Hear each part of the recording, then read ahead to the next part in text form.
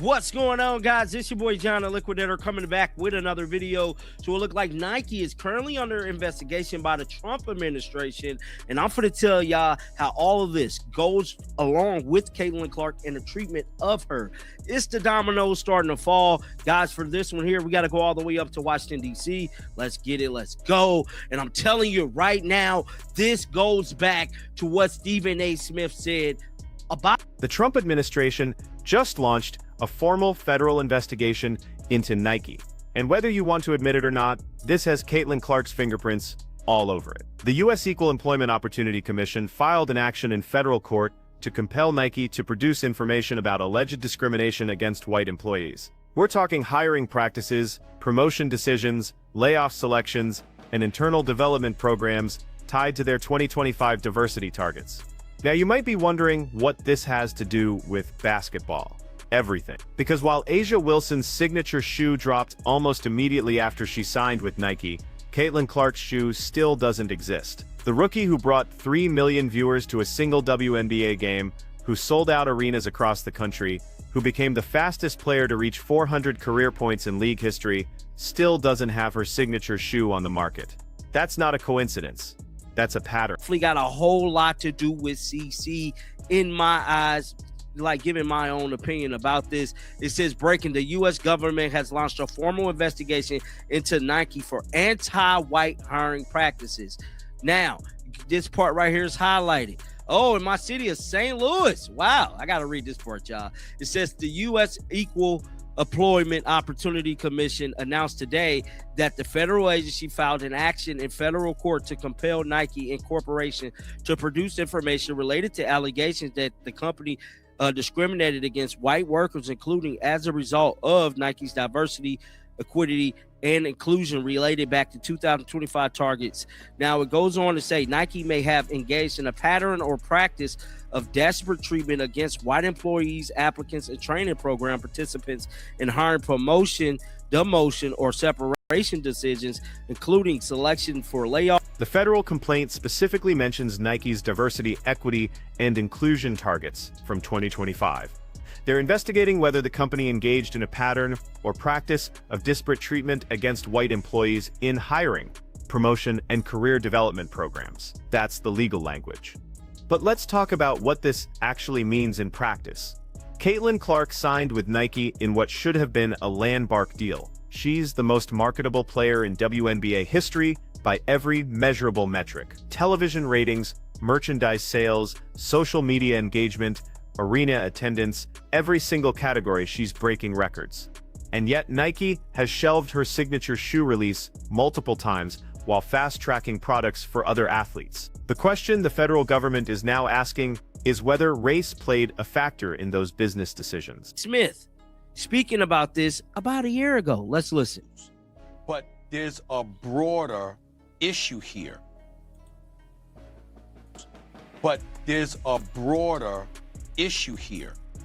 That can't be escaped. And that is this. She is a white young lady.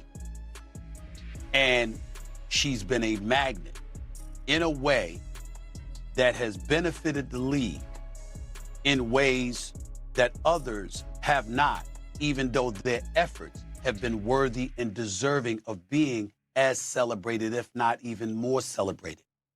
And it's a reminder that no matter how far we believe that we have advanced as a society, there's still such a long way to go, because in the end, if you're white, you're bright, you're right, and as a result, the shine comes your way in the eyes of a lot of people in America. Let's transition. Very uncomfortable to touch on, but just factually correct. You have somebody that's a presidential candidate. What is his claim to fame? Make America great again. What have people interpreted? Stephen A. Smith saw this coming over a year ago. He laid out exactly how the Trump administration would eventually get involved in the Caitlin Clark situation. And he was right about the underlying tension that would make this inevitable. Here's what most people miss about this story. This isn't just about one player getting preferential treatment or another player getting ignored. This is about America's unresolved relationship with race, success, and who gets celebrated. Caitlin Clark didn't ask to become a symbol. She didn't campaign to be the face of white America's frustration with diversity initiatives. But that's exactly what happened when she started breaking records, and the league's response felt lukewarm at best. The physical fouls she endured throughout her rookie season, the dismissive comments from veteran players, the constant minimizing of her achievements, it all created a narrative that she was being punished for her success. And when Nike delayed her signature shoe while other players got theirs immediately, that narrative found its smoking gun. The NBA Finals, and Shanae is here with yours truly, and Kendrick Perkins and Brian Windhorst and stuff like that. Yeah, in the city of Dallas, we're chilling, this metropolis, and we're having a good time. Go to some of the outskirts of Texas, go to some of the outskirts of Florida, go to some of the outskirts of various places throughout this country, and you see places that ain't trying to hear all of that. It was the way that it was, and we ain't trying to change it for anybody. We holding on to this, whatever that it may be. And as a result of that, we find ourselves on too many occasions witnessing the conflict that we thought had subsided, that we thought had evaporated before our very eyes. And what we've learned is it has not. It has not. So when Carrington spoke up, I got where she was coming from. I certainly don't hold Caitlin Clark accountable for that. But what Caitlin Clark has to understand is that it's not really you. Stephen A's point about going to the outskirts of Texas or Florida or various places throughout the country hits different now. Because those are exactly the communities that rallied around Caitlin Clark. Not because they suddenly cared about women's basketball, but because they saw her as proof that the system is rigged against white Americans. Fair or not, accurate or not, that's the perception that took hold. And Nike walked right into it. Every time they delayed her shoe, every time they prioritized another athlete's product launch, they were feeding that narrative. They were giving ammunition to people who believe diversity initiatives are just discrimination by mere name. The federal investigation isn't happening in a vacuum. It's happening because millions of Americans watched Caitlin Clark's treatment and saw it as evidence of systemic bias. Now, does that mean Nike actually discriminated based on race? That's what the investigation will determine.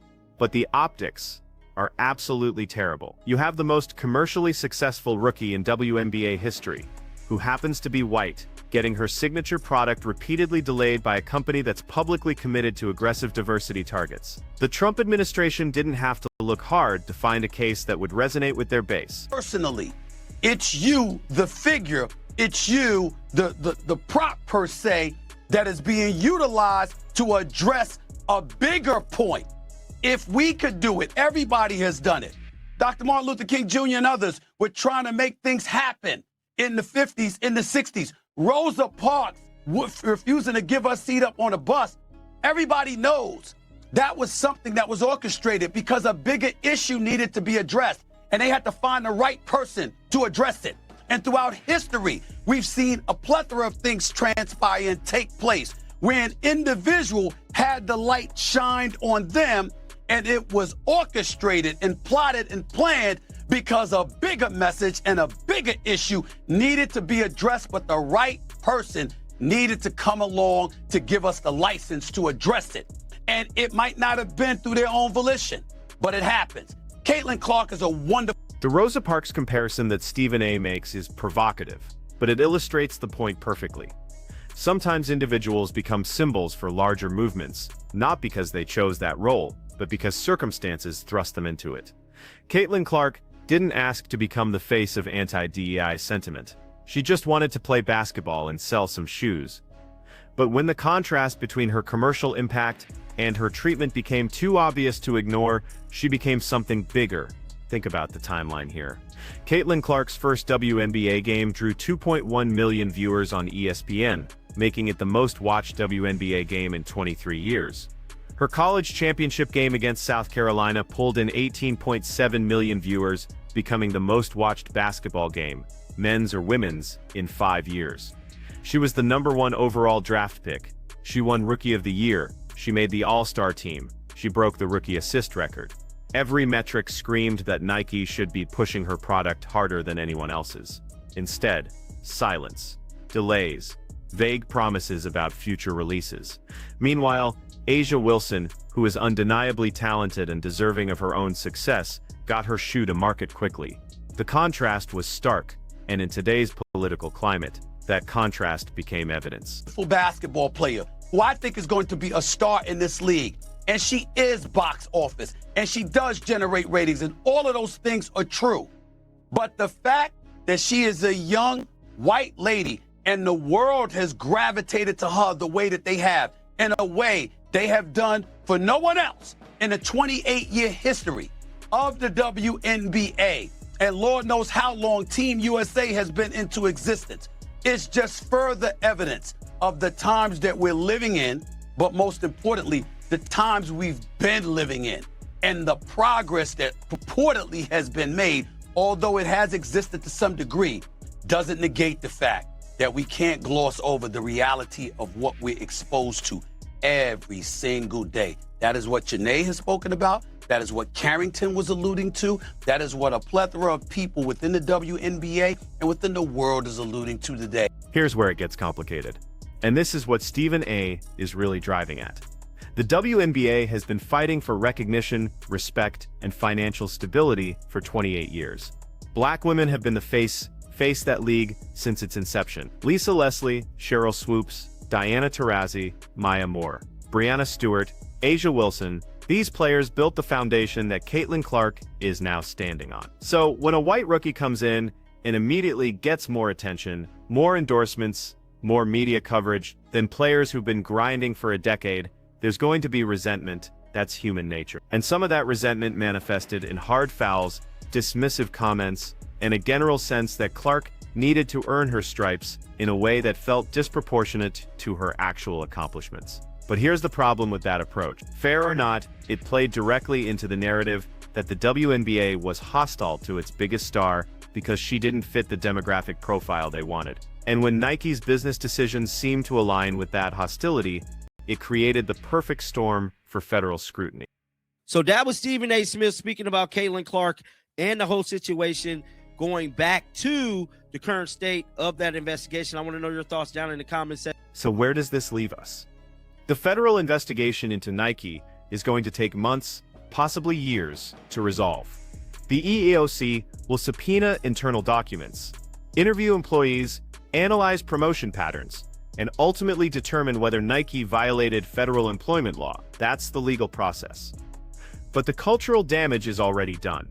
Caitlin Clark's treatment, whether intentional or not, has become a rallying cry for people who believe diversity initiatives have gone too far. Nike's delays on her signature shoe, regardless of the actual reasons behind those delays, are now being used as evidence of racial discrimination against white employees. And the WNBA, which desperately needs Caitlin Clark's star power to grow the league, is caught in the middle of a culture war they never asked to be part of. Here's what makes this particularly messy. If Nike releases Caitlin Clark's shoe now, it looks like they're caving to political pressure from the Trump administration. If they continue to delay it, they're validating the discrimination claims. They're in a no-win situation entirely of their own making.